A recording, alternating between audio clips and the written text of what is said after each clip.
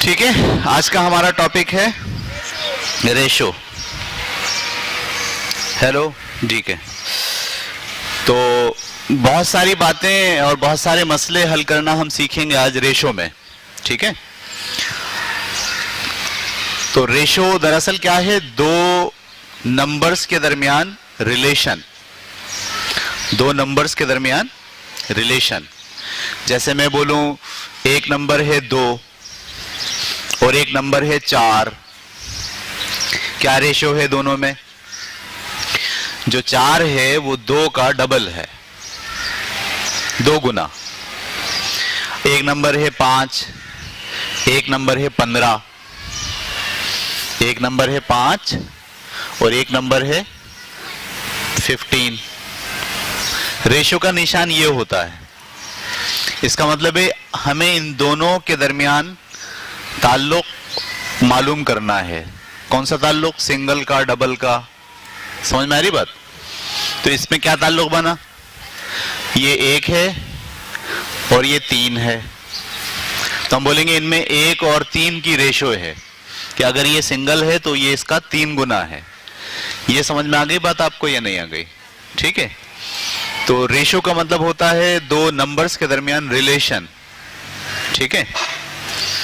अच्छा, जब आप रिलेशन मालूम करते हैं दो नंबर्स के दरमियान, तो ये जरूरी होता है कि दोनों नंबर के यूनिट सेम हो, दोनों नंबर के यूनिट सेम हो। क्या मतलब है इस बात का, यूनिट सेम हो? मैं आपसे कहूं 10 रुपए में और 50 रुपए में क्या रेशो है? मैंने इसके बारे में भी कहा ये रुपए है और इसके बारे में भी कहा ये रुपए है, ठीक है। तो इसका यूनिट और इसका यूनिट सेम है, तो अब आप कह सकते हो 1 और 5 की रेशो है। इसमें किसकी रेशो है? कि ये अगर 1 रुपया है तो इसके मुकाबले में ये 5 रुपए हैं, अगर ये 10 है तो इसके मुकाबले में ये 50 है। समझ में आ गई? लेकिन मैं आपसे कहूं 5 रुपए और 600 रुपए, इसमें क्या रेशो है? तो अब आप देखो ये रुपए हैं और ये क्या है? 100 रुपए हैं। ये रुपए का नोट है और ये किसका नोट है? तो दोनों के यूनिट सेम नहीं है, तो इनमें आप रेशो नहीं निकालेंगे कभी भी। रेशो आप किन में निकालेंगे? जिनके यूनिट सेम हो। अगर सेम यूनिट नहीं है तो उससे पहले सेम बनाएंगे। जैसे मैं इस पर काम करूंगा तो पहले इसको सेम बनाऊंगा। ये 5 रुपए है, ये भी क्या बन जाए? रुपए। तो 600 रुपए नहीं बल्कि ऐसे लिखूं 600 रुपए। अब दोनों के यूनिट क्या हो गए? सेम हो गए। अब इसमें से निकाला जा सकता है रेशो। कैसे निकालेंगे रेशो? दोनों किस टेबल में आते हैं ये काटते हैं आप। ये 5 1 जा 5 और 5 1 जा 5, 10 5 2 जा 10, 0। हम बोलेंगे 1 और 120 का रेशो है। 5 में और 600 रुपए में 1 और 120 का रेशो है।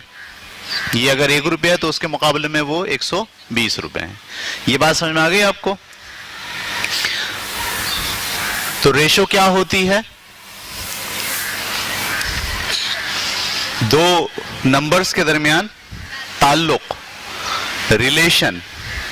और कैसा रिलेशन? कम और ज्यादा का रिलेशन नहीं, कम और ज्यादा का रिलेशन भी होता है। मैं आपसे कहूं ये 8 है और ये 10 है, तो इसमें कम और ज्यादा का रिलेशन भी है कि ये से 2 रुपए ज्यादा है या ये से 2 रुपए कम है। इसको रेशो नहीं बोलेंगे, ठीक है। इसको रेशो नहीं बोलेंगे। रेशो किसे बोलेंगे? ये इसके मुकाबले में कितने। अब ये कैसे पता चलेगा? 2 चौक 8 और 2 पंजे, और मजीद तो ये नहीं कट सकता। तो हम बोलेंगे अगर ये 4 रुपए है तो उसके मुकाबले में ये 5 रुपए।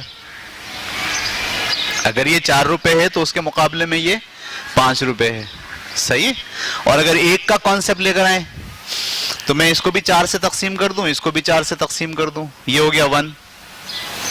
और ये क्या हो गया? इसको डिवाइड कर लो, 4 एकम 4, 5 में से 4 गया 1, पॉइंट लगा के 0, 4 दूनी 8, 10 में से 8 गया 2, पॉइंट लगा के 0, 4 पंजे 20, और ये आ गया 1.25। अब देखिए आपने एक के लिहाज से सोच लिया, अगर ये एक है तो उसके मुकाबले में ये सवा है।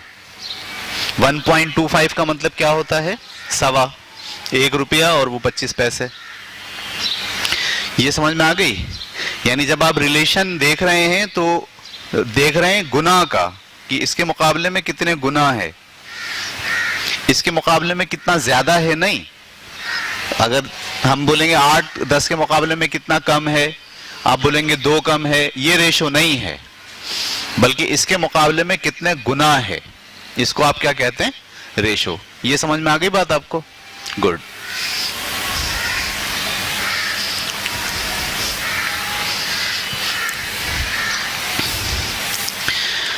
चलिए जनाब, अब एक सवाल हम देंगे आपको जो रेशो से हल होता है, या रेशो पर मबनी होता है। ठीक है, मिसाल के तौर पर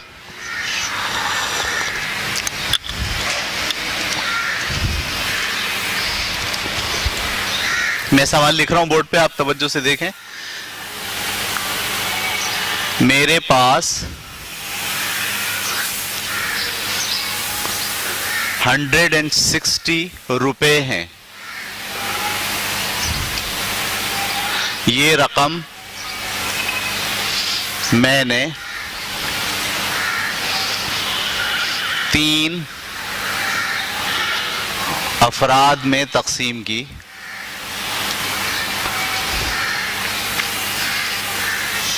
1,2,5 की रेशो से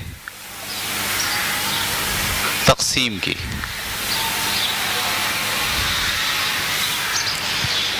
मालूम करें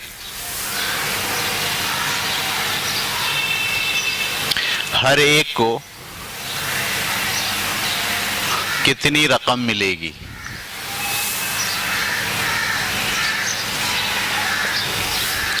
मालूम करें हर एक को।